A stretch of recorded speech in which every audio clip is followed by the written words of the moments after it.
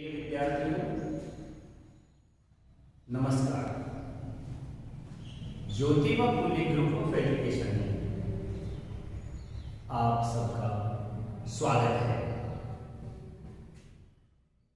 Online शिक्षा प्रणाली में मैं लगातार कई दिनों से आपको कक्षा उपलब्ध करा रहा हूं और मुझे जहां तक पूरा विश्वास है कि आप लोगों की समझ में भी आ रहा होगा।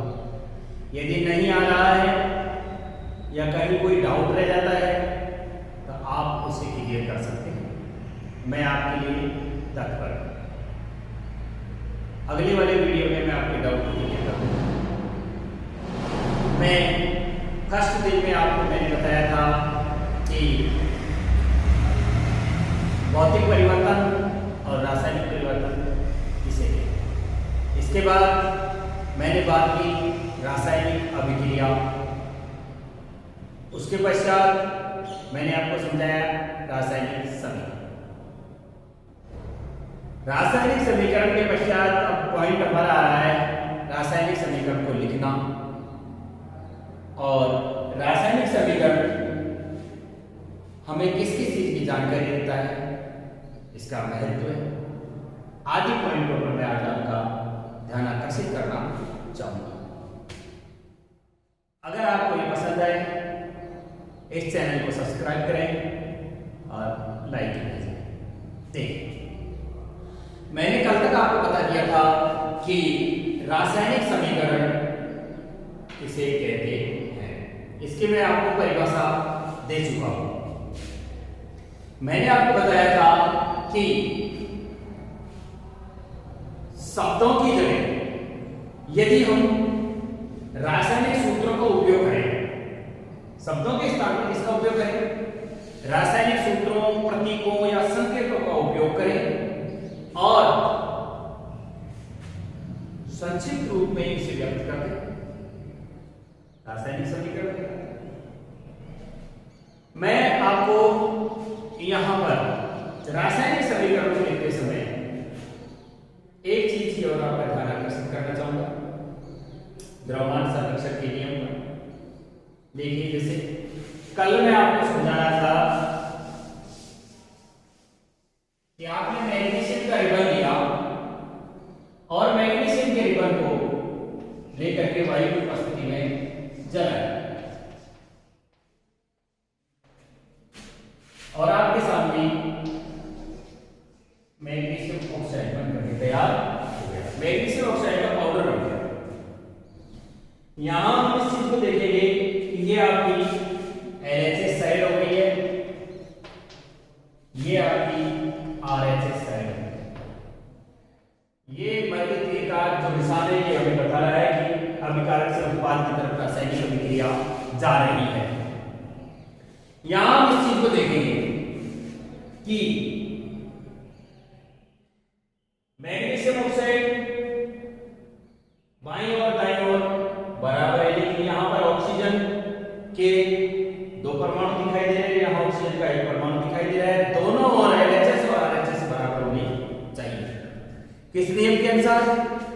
द्रव्यमान संरक्षण के नियम के अनुसार। द्रव्यमान संरक्षण का नियम यह कहता है कि अभिकारक किसी तत्व जो अभिकारक में मौजूद है, अभिकारक में मौजूद तत्वों के परमाणु की संख्या और उत्पाद में मौजूद तत्वों के परमाणु की संख्या बराबर होती है। इसे ही हम द्रव्यमान संरक्षण का नियम कहते हैं। अर्थात ना ही तो उन्हें उत्पन्न किया जा सकता है और ना ही उनका विनाश किया जा सकता है, केवल रूप को क्या किया जा सकता है, परिवर्तित किया जाता है। यही द्रव्यमान संरक्षण का क्या कहलाता है, नियम कहलाता है। इस बात को मैं आपको बता रहा हूं। तो आप देखिएगा, हम केवल गुणांक में परिवर्तन करेंगे, केवल गुणांक में ही परिवर्तन कर सकते हैं। रासायनिक अभिक्रिया में भाग लेने वाले अभिकारकों के सूत्रों में या प्रतीकों में कोई परिवर्तन नहीं कर सकते, केवल गुणांक बदल सकते हैं। तो गुणांक यहां आता है। गुणांक इस जगह पर मौजूद अंक को हम गुणांक कहते हैं। यहां परिवर्तन कर सकते हैं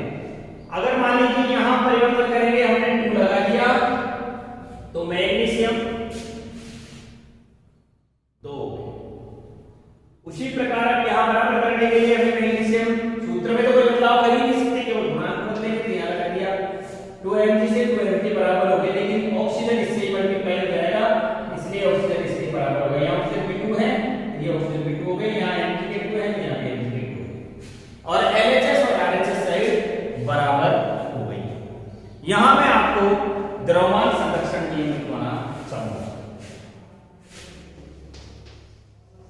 द्रव्यमान संरक्षण नियम।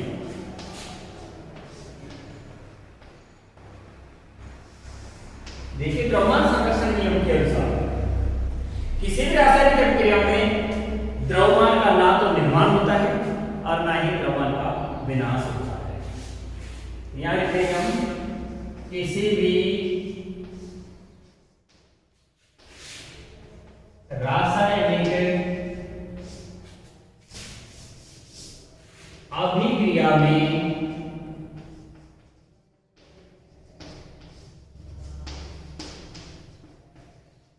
द्रव्यमान का न तो निर्माण होता है और न विनाश होता है।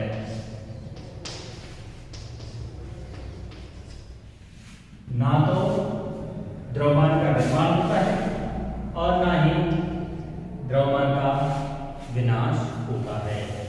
अर्थात क्या हुआ फिर? अर्थात रासायनिक अभिक्रिया में, किसी भी रासायनिक अभिक्रिया में भाग लेने वाले अभिकारकों के परमाणुओं की संख्या और उत्पादों के परमाणुओं की जो संख्या है वो कैसे रहती है? अर्थात किसी भी रासायनिक अभिक्रिया में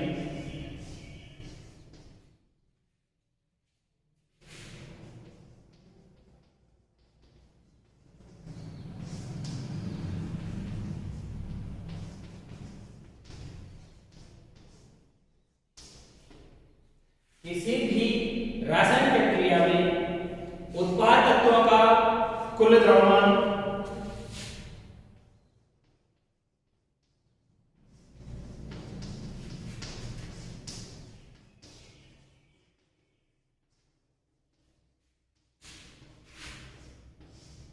अभिकारक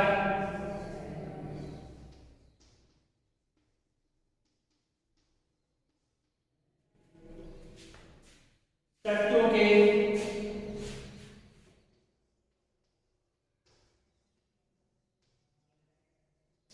कुल द्रव्यमान के बराबर होता है। आप एक बार फिर देखें, द्रव्यमान संरक्षण के नियम के अनुसार किसी भी रासायनिक अभिक्रिया में द्रव्यमान का न तो निर्माण होता है और न विनाश होता है। अर्थात किसी भी रासायनिक अभिक्रिया में उत्पाद तत्व का कुल द्रव्यमान अभिकारक तत्व के कुल द्रव्यमान के बराबर होता है। इसे ही हम क्या कहते हैं? इसे ही हम द्रव्यमान संरक्षण का नियम कहते हैं। कहने का तात्पर्य परिभाषा दूसरे शब्द देखें तो हम यूं लिख सकते हैं कि अभिक्रिया में भाग लेने से पहले तत्व का कुल द्रव्यमान और अभिक्रिया के पश्चात बनने वाले उत्पाद के कुल द्रव्यमान सदैव कैसे होते हैं? बराबर होते हैं। प्रत्येक तत्व के परमाणु की संख्या कैसी होती है? बराबर होती है। अब आपको यहां पर मैं लिखवाना चाहूंगा कंकाली समीकरण। कंकाली समीकरण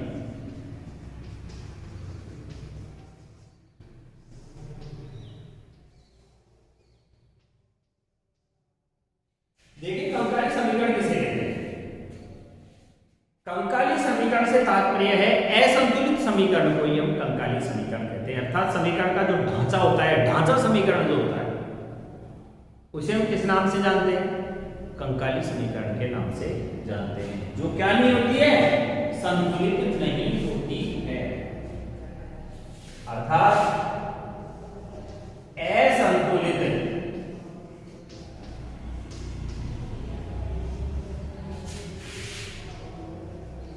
रासायनिक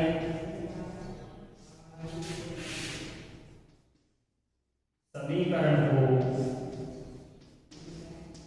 असंतुलित रासायनिक समीकरण को भी कंकाली या ढांचा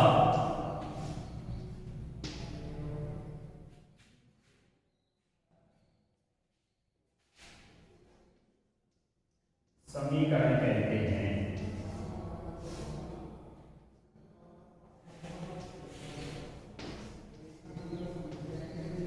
कंकाली या ढांचा समीकरण के नाम से जानते हैं। अब आप देखेंगे कि किसी भी रासायनिक समीकरण को लिखने की प्रमुख विधियां क्या होती हैं। एक बार द्रव्यमान संरक्षण का नियम देख लें, आपको ये भी दिखाई दे रहा होगा, ये LHS साइड है और RHS साइड है। दोनों का द्रव्यमान कैसा है? बराबर है। दोनों का द्रव्यमान कैसा है? कि अर्थात किसी भी रासायनिक प्रक्रिया में द्रव्यमान का निर्माण होता है और में विनाश होता है। अर्थात किसी भी रासायनिक प्रक्रिया में उत्पाद तत्व का कुल द्रव्यमान अभिकारक तत्व के कुल द्रव्यमान के बराबर होता है। इसका तात्पर्य ये हुआ कि किसी भी रासायनिक अभिक्रिया में भाग लेने से पहले तत्व का द्रव्यमान और बनने के पश्चात का द्रव्यमान सदैव बराबर होता है। इसे ही हम द्रव्यमान संरक्षण कहते हैं। कंकाली समीकरण किसे कहते हैं? कंकाली समीकरण का तात्पर्य होता है असंतुलित, यानी जो बराबर नहीं हो।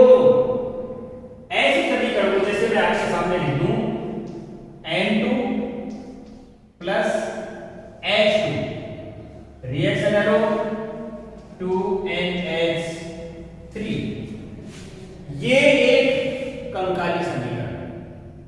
क्यों? देखो यहां देखिए नाइट्रोजन के 2 परमाणु दिखा रखे हैं, यहां पे नाइट्रोजन के 2 परमाणु दिखा रखे हैं, यहां हाइड्रोजन के 2 परमाणु दिखा रखे हैं, लेकिन ये इससे मल्टीप्लाई हो जाएगा तो हाइड्रोजन के कितने हो गए?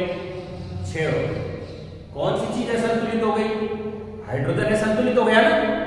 इसी वजह से इसको किस नाम से जाना गया है? कंकाली समीकरण के नाम से जाना गया है। मैंने आपको एक बात और भी बताई थी कि रासायनिक अभिक्रिया में भाग लेने वाले तत्वों का जो सूत्र या प्रतीक है उस सूत्र में कोई बदलाव नहीं होता है, केवल गुणांक बदलते हैं। केवल कौन सी चीज में परिवर्तन कर सकते हैं हम? गुणांक में। और गुणांक में परिवर्तन करके ही हम किसी समीकरण को संतुलित कर सकते हैं। कैसे देखिएगा, जैसे यहाँ नाइट्रोजन के 2 है, यहाँ नाइट्रोजन 2 हम संतुलित मिल गया, यहाँ हाइड्रोजन के 3, इससे मल्टीप्लाई हो जाएगा, 3 दूनी का 6 हो गया, तो हाइड्रोजन के हम यहाँ क्या लगा देंगे? 3 लगा देंगे तो 3 दूनी के 6, तो हाइड्रोजन हो गए। हाइड्रोजन संतुलित हो गया और नाइट्रोजन इसमें पहले से ही संतुलित है। इस तरह के समीकरण को हम संतुलित समीकरण कहते हैं। ये आपकी हो गई है क्या? संतुलित समीकरण। और ये तो संतुलित समीकरण हो गई। और इसकी कंकाली समीकरण क्या है? कंकाली समीकरण मैंने आपको बता दिया N2 plus H2 reaction arrow 2NH3, ये इसकी कंकाली समीकरण, ये इसकी कंकाली। कंकाली कह दो, ढांचा समीकरण कह दो, एक ही बात है। कंकाली समीकरण ऊपर संतुलित दिखाई दे रही है और नीचे वाली कंकाली समीकरण दिखाई दे रही है। अब अपन पॉइंट पे आ जाते हैं कि रासायनिक अभिक्रिया या रासायनिक समीकरण को लिखने की क्या क्या तरीके हैं।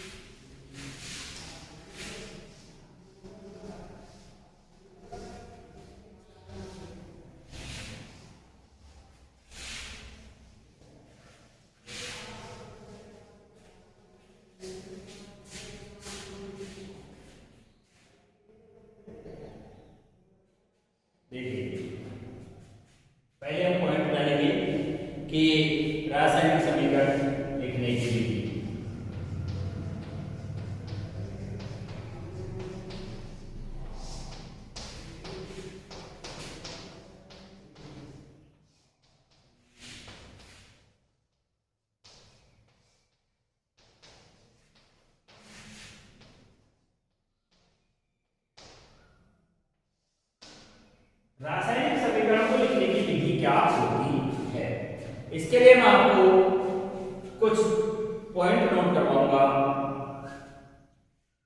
उसे आप लिखेंगे। नंबर 1, सर्वप्रथम रासायनिक अभिक्रिया में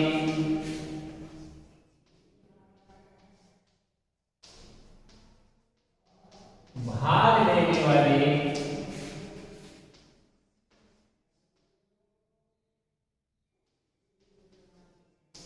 तत्वों को क्या किया जाता है? लिखा जाता है। किसके रूप में? संकेतों या तत्वों को सूत्रों या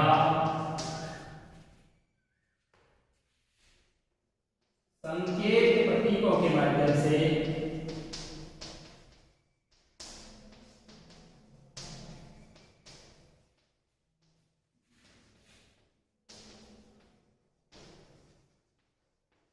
लिखते हैं।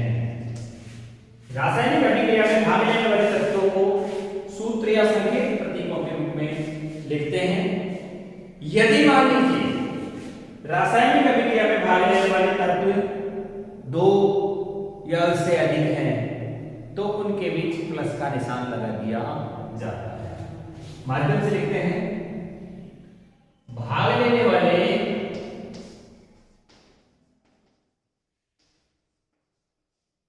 तत्व 2 या 2 से अधिक है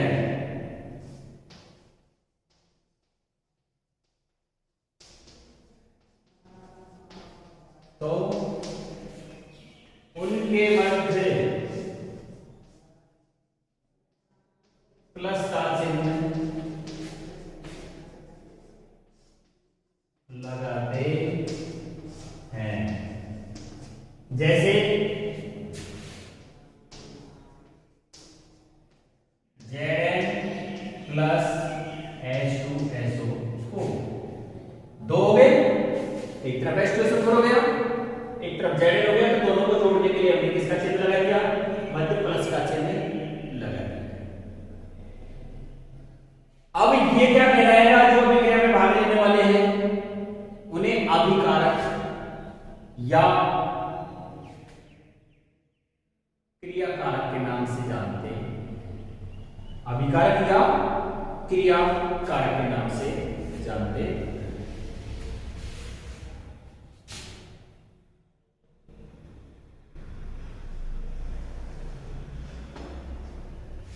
यहां मैं लिख देता हूं इसको, ये क्रियाकारक है या अभिकारक है। अभिकारक भी कहते हैं, या तो इसे क्रियाकारक कहते हैं या इसको अभिकारक के नाम से जानते हैं, कोई भी नाम नहीं। ये रासायनिक क्रिया में भाग लेने वाले क्रियाकारक। अभिक्रिया में पॉइंट नंबर 2,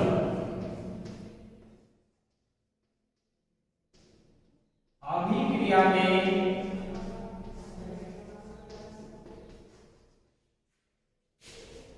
बनने वाले उत्पाद भी यदि 2 या 2 से अधिक हैं तो उन्हें भी सूत्र, संकेत या प्रतीकों के माध्यम से लिखकर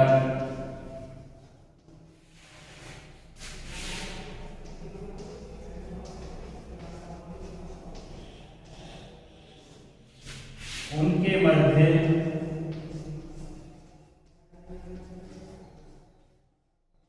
का चिन्ह लगाते हैं। प्लस का चिन्ह लगाते हैं।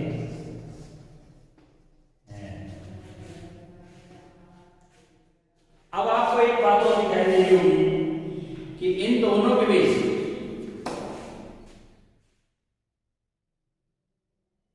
दो या दो से अधिक तत्व या क्रियाकारक जिसको हम कह रहे हैं या अभिकारक दो या दो से अधिक होने पर उनके मध्य प्लस का चिन्ह लगा दिया। तीसरा पॉइंट हमारा आ रहा है कि अभिकारक या क्रियाकारक या क्रियाफल या उत्पाद के मध्य तीर का निशान लगा दिया जाता है। इसको कहते हैं अभिकर्मक।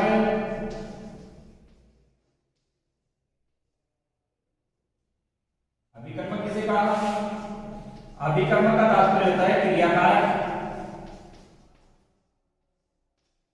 या फिर उसको हम अभिकारक कह सकते हैं।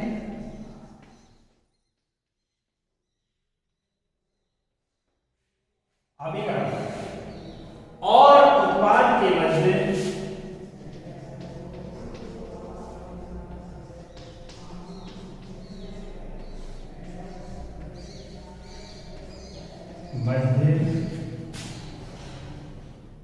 का तीर का निशान लगाते हैं।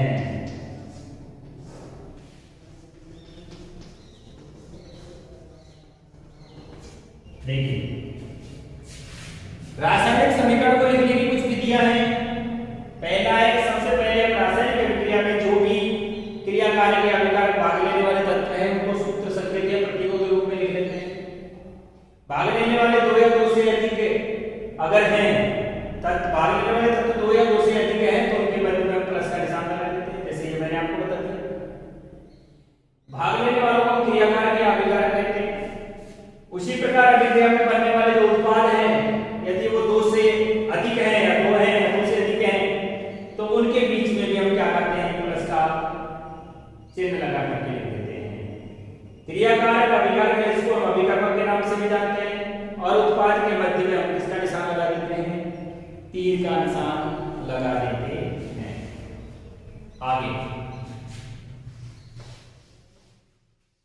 जैसे रासायनिक अभिक्रिया संपन्न हो रही है और उस रासायनिक अभिक्रिया के परिणाम स्वरूप कोई गैस बन रही है तो उसे हम उस गैस के साथ ऊपर की दिशा में तीर का चिन्ह लगाकर दर्शा देते हैं। क्या लिखेंगे? अगला पॉइंट हमारा, अगला पॉइंट लिख देंगे हम कि अभिक्रिया में बनने वाले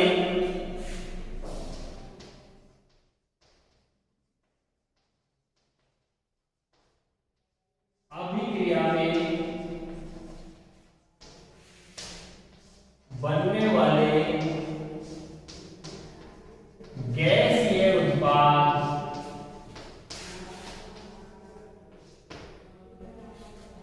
गैसीय उत्पाद भी बन सकता है और अवक्षेप भी बन सकता है। गैसीय उत्पाद के लिए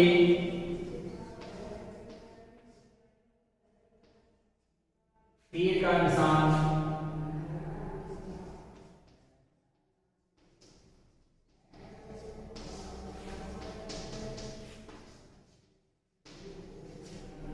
लगाते हैं, जैसे Zn plus H2SO4 reaction arrow ZnSO4 plus H2 और यहां मैंने ये निशान बनाया,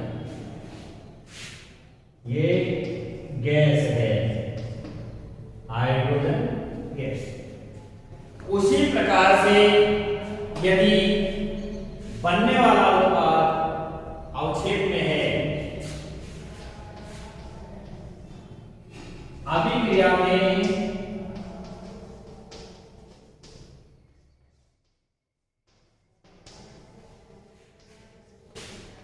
बनने वाला उत्पाद यदि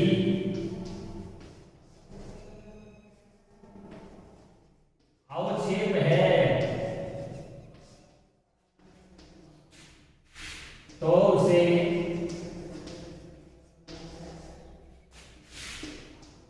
के निशान द्वारा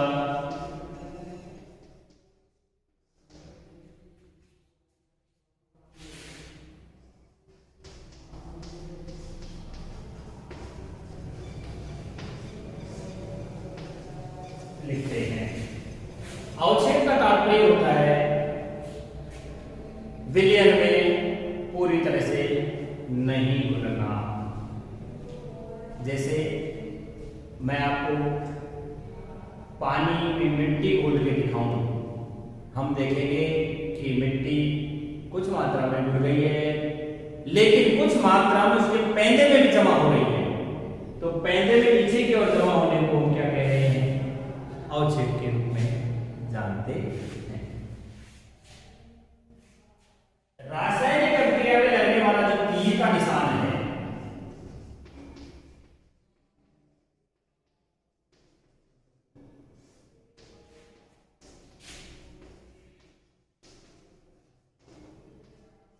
में क्रियाकारक और क्रियाफल के मध्य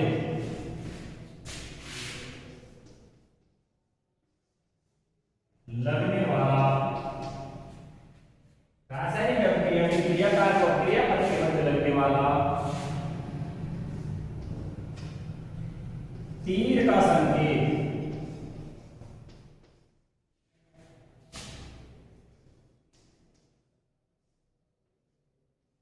रासायनिक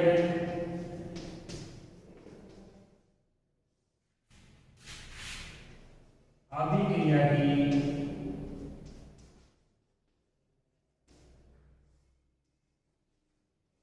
दिशा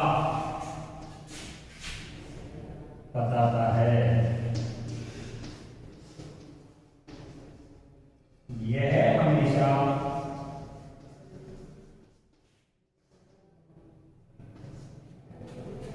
उत्पाद की ओर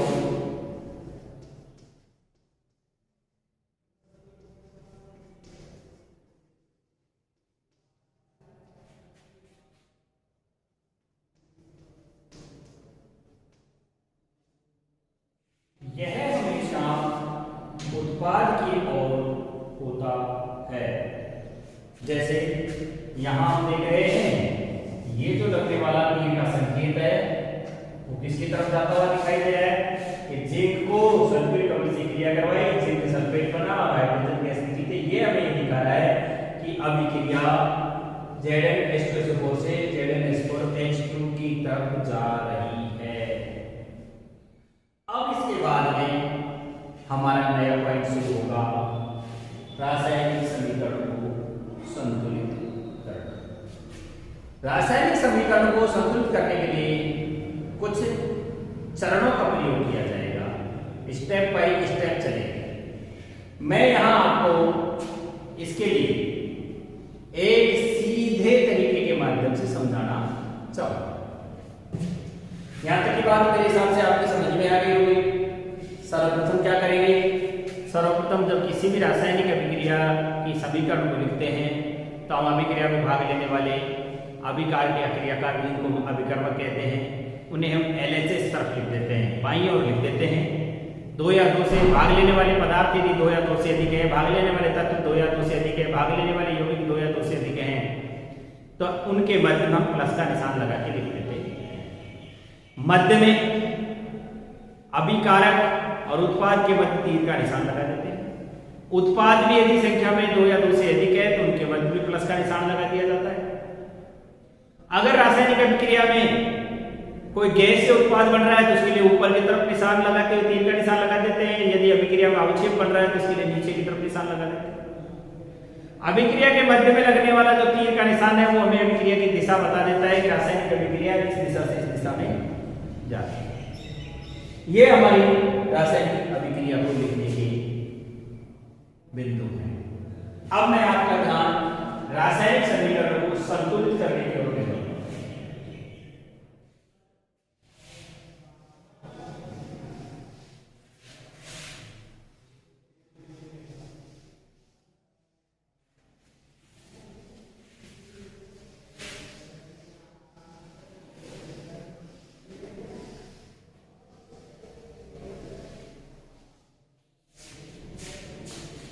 देखिए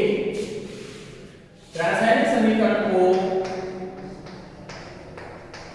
संतुलित करना।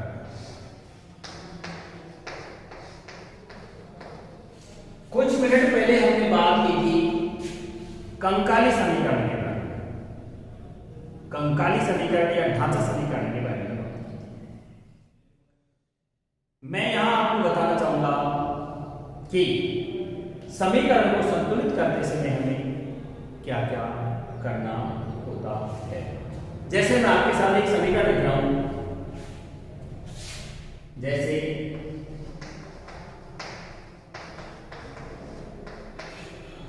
Fe plus H2 reaction arrow Fe3O4 plus H2।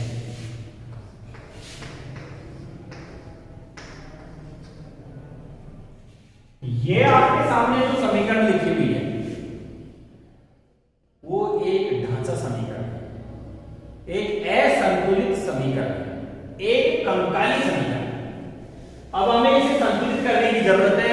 आप अपने आप देख सकते हैं कि यहाँ एक परमाणु दिख रहा है, यहाँ तीन दिखाई दे रहे हैं, यहाँ हाइड्रोजन के 2 दिखाई दे रहे हैं, यहाँ भी हाइड्रोजन संतुलित है, लेकिन यहाँ ऑक्सीजन के 4 हैं, यहाँ भी 1। मैंने आपको एक बार फिर अवगत करा देता हूं, मैं पहले भी बता चुका हूं कि हम लिखे हुए तत्वों का जो सूत्र है उसमें कोई बदलाव नहीं कर सकते, केवल गुणांक बदल सकते हैं। गुणांक यहां लिखा जाता है, यहां अंकों में हम परिवर्तन कर सकते हैं, गणितीय अंकों में हम यहां परिवर्तन कर सकते हैं, परंतु उसके सूत्रों में कोई बदलाव नहीं कर सकते। तो मैं आपको सबसे पहले ये एक कंकाली या ढांचा समीकरण है ये,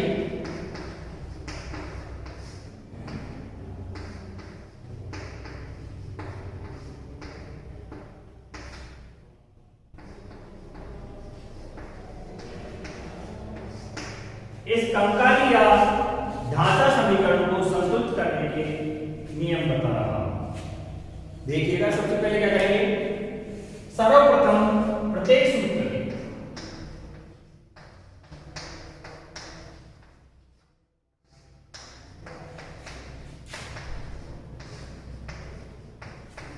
ये जो सूत्र लिखा दिखाई दे रहा है आपको, इस प्रत्येक सूत्र के चारों तरफ एक बॉक्स बना देंगे। क्या कर लेंगे हम, सर्वप्रथम प्रत्येक सूत्र ये जो लिखा हुआ है, मैंने जैसे इसका बॉक्स ये बना दिया है, इसका मैंने ये बॉक्स बना दिया है, इसका मैंने ये बॉक्स बना दिया है,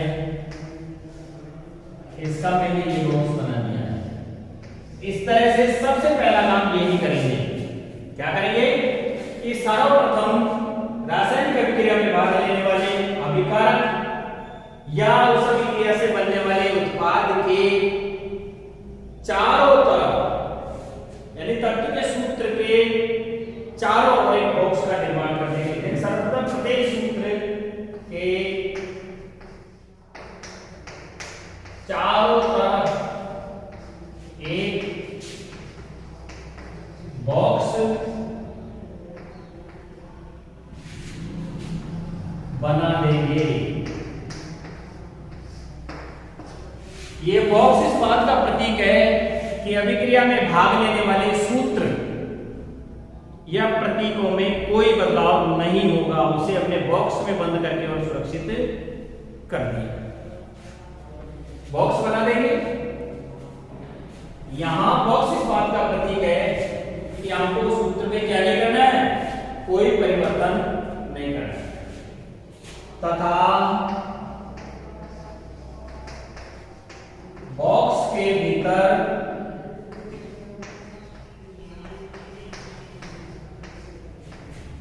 लिखे क्रियाकारक या उत्पाद के सूत्र संकेत में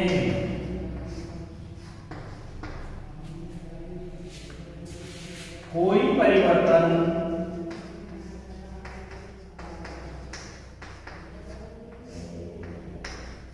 नहीं करेंगे।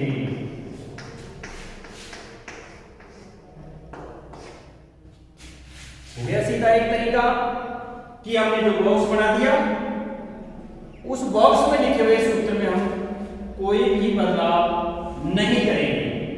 यदि बदलाव करना है तो हम सूत्र के बॉक्स के बाहर गुणांक के स्थान पर परिवर्तन करेंगे।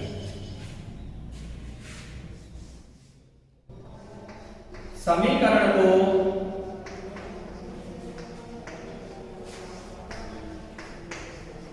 संतुलित करने के लिए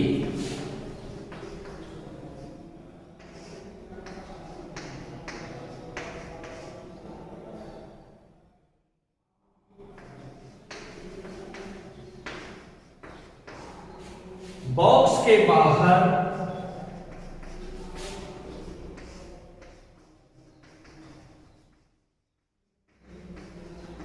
गुणांक के स्थान पर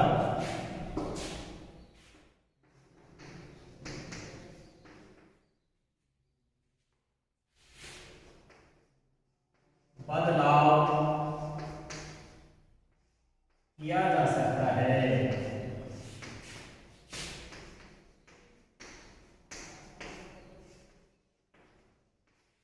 गुणांक के स्थान पर क्या कर सकते हैं, हम बदलाव कर सकते हैं। यहां हम अभिकारकों की जो परमाणु संख्या है उसे लिख देते हैं। संतुलित करते समय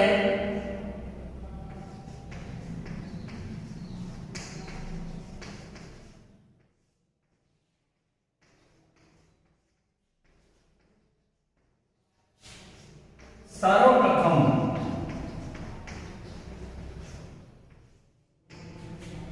ऑक्सीजन संतुलित करना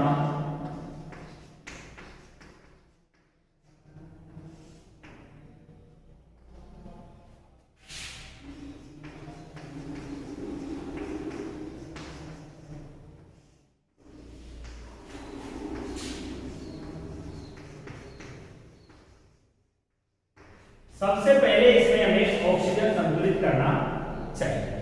जैसे आपके सामने लिखा हुआ है, देख के आएंगे इसी सूत्र का प्रयोग करते हुए कि संतुलित करते समय सबसे पहले हमें ऑक्सीजन को संतुलित करना चाहिए। यहाँ इसमें मिलान कर देख रहे हैं, ये अभिकारक है, ये उत्पाद है। ऑक्सीजन यहाँ पर 4 दिखाए परमाणु को, यहाँ पर ऑक्सीजन के 2 परमाणु दिखाए, एक ही परमाणु दिखाए। हम केवल गुणांक में परिवर्तन यहाँ करेंगे। अब इसको 4 करने के लिए हमें क्या करना पड़ेगा, यहाँ इसके बाहर 4 लगाना पड़ेगा। मैंने इसे 4 यहाँ कर दिया गुणांक से, तो ये पूरा का पूरा बॉक्स इससे मल्टीप्लाई हो गया। पूरा का पूरा बॉक्स क्या हो गया है, मल्टीप्लाई हो गया। लेकिन कौन सी चीज संतुलित हो गई है, ऑक्सीजन संतुलित हो चुकी है। ऑक्सीजन क्या हो चुकी है, संतुलित। अब बात अगली वाली कर रहे हैं। इसके पश्चात हम ऑक्सीजन को संतुलित करने के बाद में हम हाइड्रोजन संतुलित करते हैं। इसके पश्चात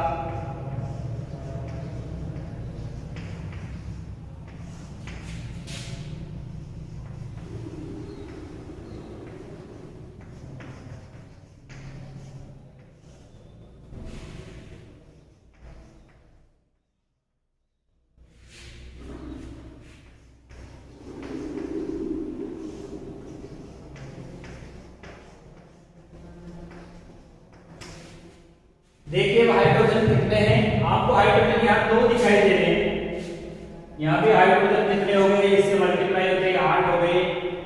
तो हम क्या कर सकते हैं, यहाँ के गुणांक में परिवर्तन कर सकते हैं। यहाँ भी हम 4 लगा देंगे तो हमारे हाइड्रोजन क्या हो गए हैं, संतुलित हो गए हैं। 4 दूनी के 8 और ये 4 दूनी के 8। ऑक्सीजन और हाइड्रोजन दोनों संतुलित हो चुके हैं।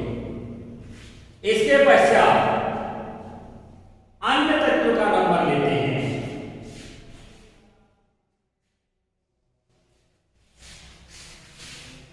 अब इसमें अन्य तत्व क्या बच गया, अब इसमें अन्य तत्व में केवल एक आयरन बचा है, Fe।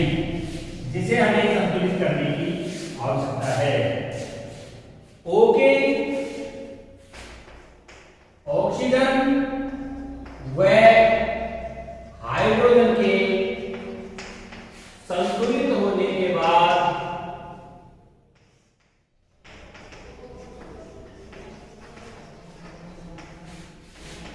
अन्य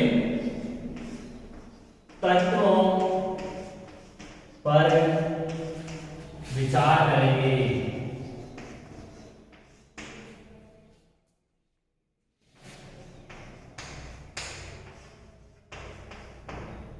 जैसे अपन ने देख लिया कि यहाँ हाइड्रोजन संतुलित हो चुका है, यहाँ ऑक्सीजन संतुलित हो चुका है, तो अब केवल हमारे सामने आयरन बचा है। यहाँ हमको 3 दिखाई दे रहे हैं इसके परमाणु, तो यहाँ भी हम क्या कर देंगे, बॉक्स के बाहर 3 गुणांक लिख देंगे। इससे ये मल्टीप्लाई होते ही हमारा पूरी तरह से समीकरण संतुलित हो चुका है और अब हमारे सामने नया समीकरण बनकर के तैयार आ गया है, जैसे 3Fe प्लस 4H2O, अभिक्रिया का संकेत निशान Fe3O4 प्लस 4H2, ये हमारी संतुलित समीकरण हमें प्राप्त हो गई है। यह हमारी कौन सी समीकरण प्राप्त हो गई है, संतुलित समीकरण प्राप्त हो गई है। ऊपर जो टंकारी समीकरण थी वो हमें संतुलित समीकरण के रूप में प्राप्त हो गई है। इस प्रकार से समीकरण को संतुलित किया जाता है। अब हम देख लेंगे कि इस रासायनिक अभिक्रिया में अभिकारक और उत्पाद में दोनों और तत्वों की जो परमाणु की संख्या है वो बराबर है, अर्थात LHS साइड और RHS साइड पूरी तरह से संतुलित हो चुके हैं। इसे ही रासायनिक समीकरण संतुलित करने की विधि कहते हैं। हिट एंड ट्रायल नाम से इसे जाना जाता है। हिंदी में इसे अनुमान विधि के नाम से जानते हैं। आज मैंने आपको समीकरण संतुलित करने के चरण लिखवाए हैं। कल इसी समय आपको next point hit and trial विधि, भौतिक अवस्था, लिखना आदि के बारे में जानकारी प्रदान करूंगा।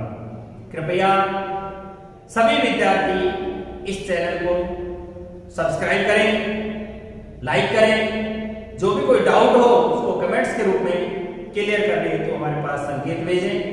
हम अगले वीडियो में आपके सारे डाउट क्लियर कर देंगे। धन्यवाद।